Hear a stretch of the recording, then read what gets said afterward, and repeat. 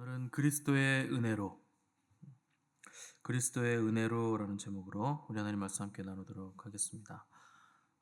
사도 바울 당시 초대교회는 복음의 본질에 율법을 더하라는 유대교의 집요한 공격을 받았는데, 복음의 율법을 더하면 뭐가 좋아지는 게 아니고 율법주의로 빠지기 때문에 복음에 뭐가 섞이면 항상 복음은 희석될 수밖에 없습니다. 그래서 바울 사도는 복음의 순수성을 지키기 위해서 갈라디아 지역의 교회들에게 편지를 썼는데 그게 갈라디아서입니다. 오늘 읽은 본문은 갈라디아서 본론의 이제 시작인데, 첫 시작부터 바울이 굉장히 힘주어서 복음의 순수성을 강조하는 거 우리가 볼 수 있죠. 그래서 6절 보시면 그리스도의 은혜로 너희를 부르신 이를 이같이 속히 떠나 다른 복음 따르는 것을 내가 이상하게 여기노라, 이렇게 시작을 했습니다. 다른 복음을 쫓는다는 건 배도자, 변절자들, 이단 사상에 빠진 사람들, 율법주의자들, 통틀어서 다 떠난 사람들이라 이렇게 표현을 하는 겁니다. 그래서 속히 떠나다라는 표현이 나오는데 헬라어 보시면 이게 급속히 변경하다는 뜻이에요. 그러니까 생각할 겨를도 없이 급속하게 방향을 전환했다, 이런 뜻이죠. 그러니까 몸의 변화라기보다는 생각의 변화를 뜻하는 단어입니다. 원래는 이 단어가 군사 용어예요. 그래서 탈영 혹은 반역이라는 뜻입니다. 그래서 우리 편에서 싸우던 사람이 갑자기 변절해서 다른 편이 돼가지고 우리의 적이 됐다, 이런 뜻이죠. 왜 이런 현상들이 나타나는가? 자기 생각이 있어서 자기 생각을 따라갔다는 겁니다. 원래 군사 용어이기 때문에 변절하고 다른 편으로 간 사람은 직결 처분이죠. 군대에서는 원래 명령만 불복해도 직결 처분, 사형인데 상대편으로 넘어갔다? 이건 볼 것도 없는 겁니다. 근데 왜 그렇게 별로 시간도 지나지 않았는데 그쪽으로 넘어갔는가? 내가 추구하는 방향성하고 다를 때 다르니까 그냥 내 생각 따라서 넘어갔다는 겁니다. 우리가 주님을 믿게 된 것이 내 생각으로 믿었으면 내 생각으로 방향 전환하는 게 이해가 될 텐데, 우리가 부르심 받은 게 은혜로 받은 겁니다. 그래서 오늘 본문에서도 그리스도의 은혜로 너희를 부르셨다, 이렇게 기록을 하고 있습니다. 그러니까 우리가 믿게 된 것이 우리 선택도 아니었고, 우리가 취향이 하나님이라서 취향 따라 간 것도 아니고 전적인 하나님의 은혜인데, 그 은혜가 부르심, 또 믿음 주심, 또 찾아오심, 대신 죽어주심, 그래서 우리를 구원해 주시고 죄를 속해 주시고 살아나게 해주신 이런 것들이 다 은혜인데, 우리로부터 난 것이 하나도 없다는 거예요. 근데 마치 우리가 선택한 것인 양 내 생각대로 방향을 바꿨다, 그걸 이해할 수가 없다는 겁니다, 바울은. 그래서 내가 이것을 이상하게 여긴다, 이렇게 표현을 한 것이죠. 그러니까 내 선택이 아닌 것인데 왜 너희가 선택해서 가느냐 하는 겁니다. 근데 우리는 늘상 이걸 착각합니다. 마치 신앙생활을 내가 선택하는 것인 것 마냥 생각을 하는 거죠. 어떻게 보면 맞는 말입니다. 오늘 내가 하는 선택이 나의 삶에 영향을 미치고 내 신앙에도 영향을 미치고 우리의 삶의 방향성에도 당연히 영향을 미치겠죠. 선택과 은혜에 있어서 내가 선택하는 것 같을지라도 근데 잘 나중에 생각해 보면 전부 다 하나님의 은혜였다는 걸 우리가 알아야 됩니다. 저 같은 경우도 어렸을 때부터 5살 때부터 교회를 갔는데 제가 알아서 갔겠습니까? 뭘 안다고 갔겠어요? 가자마자 나는 커서 목사가 되겠다, 5살이 그런 얘기를 했어요. 근데 그게 마치 내 선택인 것 같고 내가 뭔가 감동이 있어서 그런 것 같겠지만 아닙니다. 하나님이 그렇게 하신 거예요. 지금 생각해보면 그 꼬맹이가 뭘 알아서 목사가 된다 그럽니까?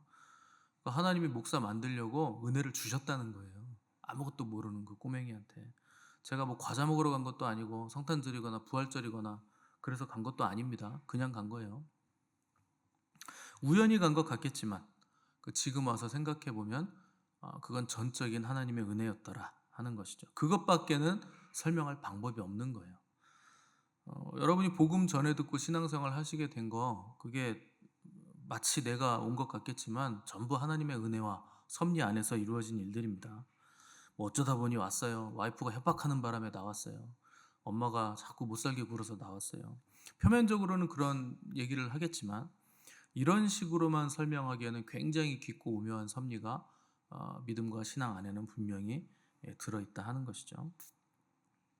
은혜로 그렇게 해주신 거예요. 그 은혜라는 건 조건도 없고 공로도 없다.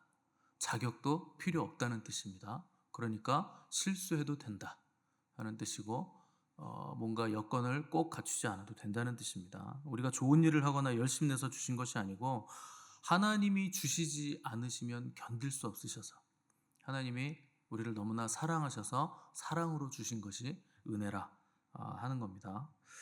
실수해도 괜찮다는 뜻이죠. 그래서 하나님은 인생이 아니시기 때문에 야 내가 은혜 주면 너 나한테 뭐 해줄래? 이 조건을 안 붙이세요. 그냥 은혜는 은혜 되게 은혜로 주시는 겁니다. 근데 그걸 언제 주셨느냐? 창세 전에 주신 거예요. 그러니까 우리는 내가 지금 받았으니까 내가 지금 은혜 받았어요 그러잖아요. 그거 아니에요. 하나님은 창세 전에 주신 거예요.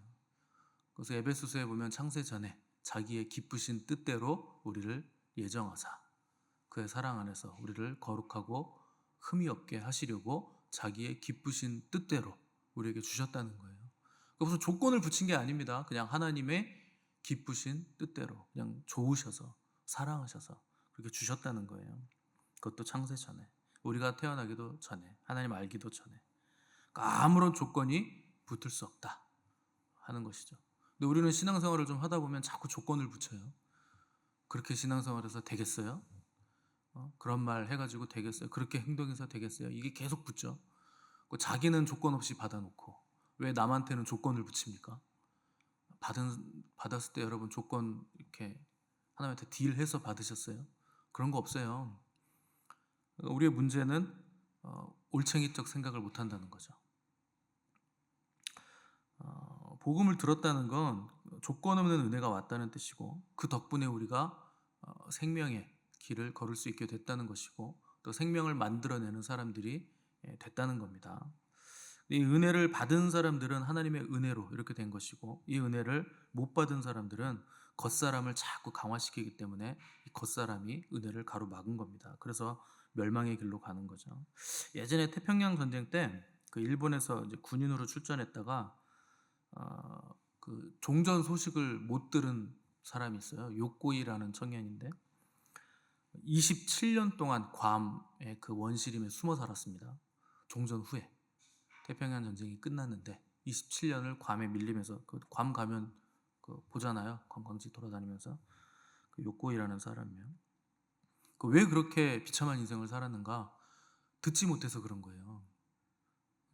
그 소식을 듣지 못해서. 그러니까 여러분 복음의 소식, 기쁜 소식을 듣는다는 게 얼마나 놀라운 일이고 감격적인 일이고 큰 은혜인지 알아야 됩니다. 왜 지옥 갑니까? 듣지 못해서 지옥 가는 거예요. 그 들을 귀가 없어서 지옥 가는 거죠. 그래서 우리가 받은 은혜, 복음을 들었다는 게 이게 얼마나 큰 은혜이고 그 복음 중에 복음은 예수 그리스도시잖아요. 그리스도가 나를 위해서 대신 죽으셨다. 우리를 살리셨다. 그 길을 내셨다 하는 것이 얼마나 큰 은혜인데 그 은혜를 저버리고 율법주의자로 되돌아가는 거. 내가 뭔가 공로를 내밀고 뭐를 해서 그 구원을 얻으려고 하는 게 얼마나 어이없는 일이냐. 어떻게 다른 복음을 쫓아가는 배도자가 될 수 있느냐 하는 것이죠. 은혜에는 공로가 들어갈 틈이 없는 겁니다. 그게 은혜의 온전성이죠. 받을 자격이 없는 사람에게 주신 하나님의 온전한 선물이기 때문에.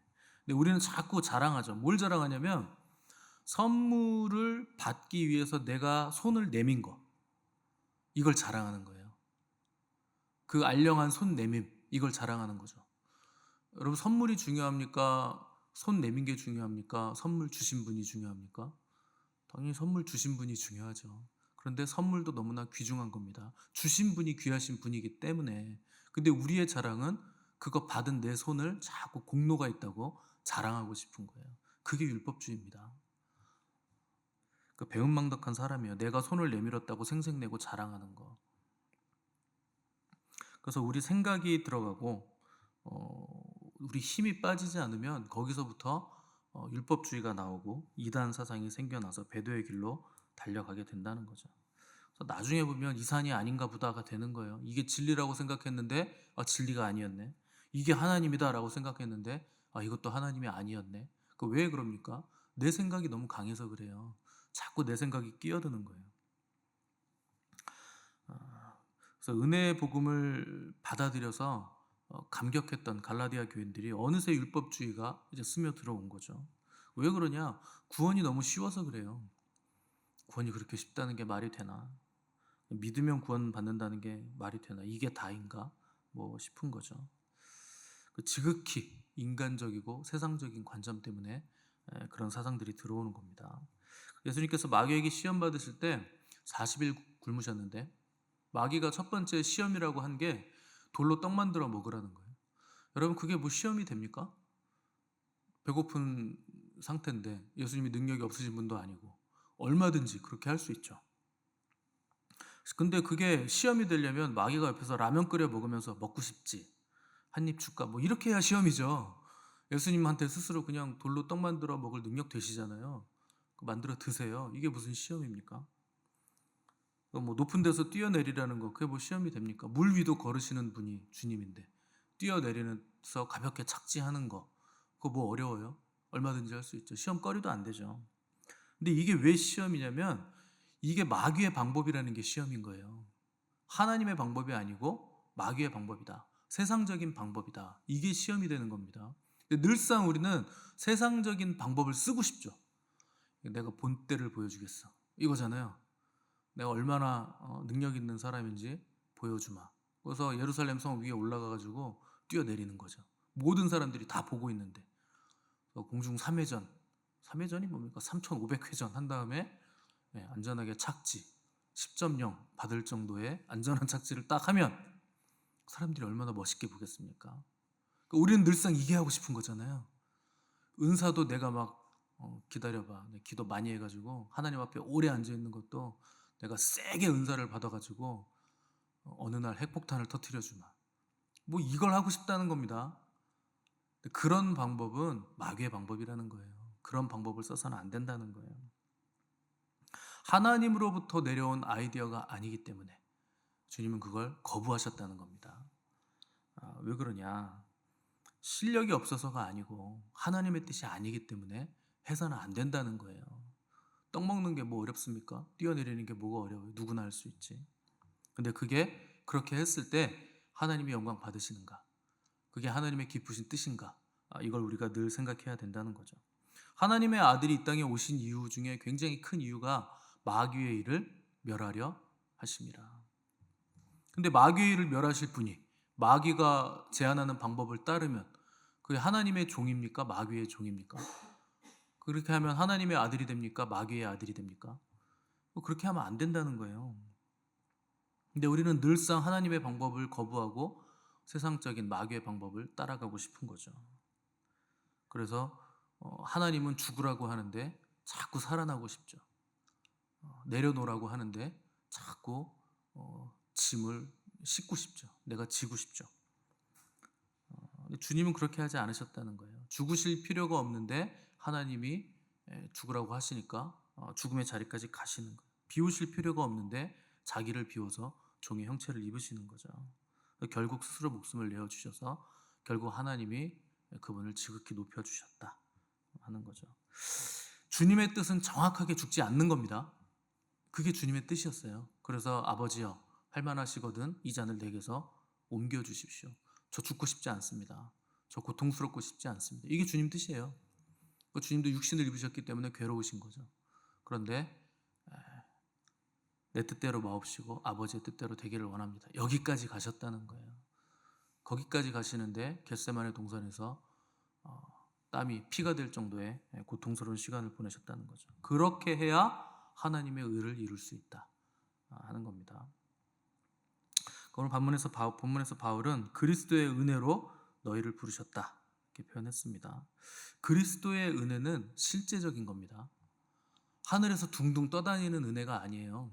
실제적인 거예요. 그분이 인간의 몸을 입고 땅으로 내려오신 거예요. 실제 내려오시고 실제 이 땅에서 걸어 다니시고 실제 이 땅에서 육신을 입고 삶을 살아내신 거예요. 그 실제적이라는 거죠. 근데 우리는 늘상 둥둥 떠다니는 것만 쫓아다닙니다. 뭔가 허황된 거, 뭔가 초자연적인 거. 그게 나쁘다는 건 아닙니다. 그런데 그런 것만 추구해서는 안 되는 거예요. 실제의 삶을 살아내는 실력이 우리 안에 있어야 된다는 거죠. 왜 주님이 이 땅에 몸을 입고 내려오시고 굳이 죽으심으로 우리를 구원하시는 방법을 택하시는가? 이 땅의 방법으로는 우리가 구원받을 수 있는 방법이 없기 때문에 그래요. 왜 하늘에서 직접 내려오십니까? 땅의 것으로 안 되니까 하늘에서 오는 거죠. 그럼 땅의 방법을 자꾸 추구한다고 해서 구원을 이룰 수 있는 것도 아니고 뭐가 되는 것도 아니라는 겁니다. 땅의 방법으로 해결이 안 되기 때문에 하늘의 것을 가지고 그분이 내려오셨다 하는 거예요. 그래서 하나님이 땅의 것을 지으실 때도 전부 다 하늘의 모형으로 짓습니다. 그러니까 이미 하늘에 있는 걸 땅의 모형으로 짓는 거죠. 왜 그러냐? 하늘의 것을 이 땅에서도 체험할 수 있게 해주시는 거예요. 그러니까 하늘의 모형으로 땅을 짓는 거죠. 그 하늘에는 수없이 많은 천군 천사들과 뭐 24장로들과 하늘의 백성들이 하나님을 보좌 앞에서 예배합니다. 그래서 우리도 이 땅에서 예배 드리는 거예요. 뜻이 하늘에서 이루어진 것처럼 땅에서도 이루어지도록. 그래서 몸은 땅에 있지만 세상의 악한 질서나 구조나 그 방법을 따르지 않고 하나님이 주신 그 하늘의 방법으로 우리도 살아갈 수 있게 됐다. 그 길을 여신 분이 우리 주님이세요. 주님이 이 땅에 오시고 구속사역을 다 완성하셨기 때문에 우리도 하늘의 뜻을 이 땅 가운데서 이룰 수 있게 됐다는 거죠. 근데 그렇게 큰 은혜를 받았기 때문에 감격하고 감동하는 겁니다. 근데 처음에는 다 감격합니다. 여러분 처음에 은혜 받을 땐 대굴대굴 굴러다녔잖아요. 아니신 분 계십니까? 다들 처음에 웁니다. 다들 처음에 감격하고 그 주님만을 소망하고 이제 주님 위해서 내가 목숨을 바쳐야지 그랬는데 시간이 갈수록 믿음이 좋아지는 게 아니고 나태해지고 방만해지더라. 그 바울이 그걸 이해하지 못하겠다는 거예요. 뭐 시간이 많이나 흘렀으면 모르겠는데 너무나 빠른 시간에 갈라디아 교인들이 타락했다는 거죠. 그 왜 그러냐? 그 주님을 몰라서 그런 거예요. 은혜가 뭔지도 모르기 때문에 그렇게 타락을 한다는 거죠. 그 복음 중에 복음은 예수 그리스도십니다. 그러니까 여러분 그분을 잘 아셔야 돼요. 그분을 깊이 생각하셔야 돼요. 그 성경이 권하는 건 너를 깊이 생각하라가 아니에요. 예수 그리스도를 깊이 생각하라. 여러분 스스로를 깊이 생각해봐야 나오는 거 쓰레기밖에 없습니다. 그 어떤 철학자는 나는 생각한다, 고로 나는 존재한다 그렇게 얘기했는데 그게 무슨 대단한 깨달음이냐? 그 데카르트예요? 아무튼 무슨 그게 대단한 깨달음이냐 사람들이 다 그거를 얘기하는데 아니에요, 여러분. 내가 생각해서 내가 존재하는 게 아닙니다. 예수 그리스도 때문에 우리가 존재하는 거예요. 그분이 없으면 우리의 존재는 그냥 아무것도 아닌 겁니다. 그래서 복음 중에 복음은 예수 그리스도예요. 그분이 우리의 복음이고 그분이 우리에게 오신 것이 복음이고 그분이 우리에게 행하시고 이끄시고 동행하시는 거 이게 전부입니다. 그래서 그리스도인의 삶은 복음의 능력이 나타나는 삶이죠. 하늘의 가치가 우선되고 하늘의 뜻을 이 땅에서 이루는데 예수 그리스도가 우리를 통해서 나타나는 삶, 그런 삶을 우리가 살아가게 됐다는 겁니다. 땅의 것은 충만이 없어요. 그래서 여러분 땅의 것으로 아무리 뭘 하려고 해도 나타나는 것마다 다 결핍이고 모자라요. 있으면 있어서 걱정이고 없으면 또 없다고 걱정이고 먹으면 먹어서 걱정이고 못 먹으면 못 먹어서 걱정이고 살이 쪄도 걱정이고 빠져도 걱정이고 전부 다 걱정이고 왜 그렇습니까? 만족이 없는 거예요, 이 땅의 것은. 그러니까 뭐든지 다 걱정이라는 거죠. 여러분 땅에서 아무리 열심히 장사해봐야 2배 장사하기 힘듭니다. 내가 뭐 장사했는데 2배 남는 분이 있어요? 별로 없어요. 적정한 마진은 15%에서 30%, 많이 해봐야 30%죠. 그 이상 넘어가면 그건 사기죠. 근데 하늘의 것은 기본이 30배예요. 조금 더 가면 60배, 많이 가면 100배. 근데 영광의 사람들은 10조에 1000배. 이런 게 어디 있습니까? 근데 이걸 떠나서 율법주의로 가겠다니 그 이해가 안 된다는 거예요. 가치가 다르고 생명의 역사가 다른데 왜 거기로 가냐는 겁니다. 우리는 하늘의 것을 받은 사람들입니다. 그것이 은혜이고 믿음이고 복음의 능력으로 우리에게 임한 거죠. 그래서 이 복음이 우리를 바꾸고 생각을 바꾸고 삶을 바꾸는 거예요. 그래서 나를 바꾸지 않는 복음은 이미 복음이 아닌 겁니다. 먼저 복음은 나를 바꾸는 거예요. 만약에 내가 안 바뀐다. 그리고 다른 사람들을 바꾸지 못한다. 그럼 복음 같지 않은 복음을 받은 거죠. 처음에는 온전한 복음을 받았을지라도 복음이 갈수록 변질됐다는 겁니다. 그래서 우리가 오늘 돌아볼 것은 복음이 나의 삶을 바꾸고 있는가, 나의 삶의 자리에 변화가 생겼는가, 그리고 복음이 나의 삶에서 실제로 역사하고 있는가, 떠다니고 있지는 않는가, 나의 삶의 자리 없이 유령처럼 내가 신앙생활을 하고 있지 않은가, 이런 것들을 돌아보시고 점검하심으로 우리를 부르신 은혜의 복음이 우리의 삶 가운데 실제가 되고 능력 있는 역사가 일어나는 저 여러분들의 오늘 하루가 되시기를 도전을 드립니다.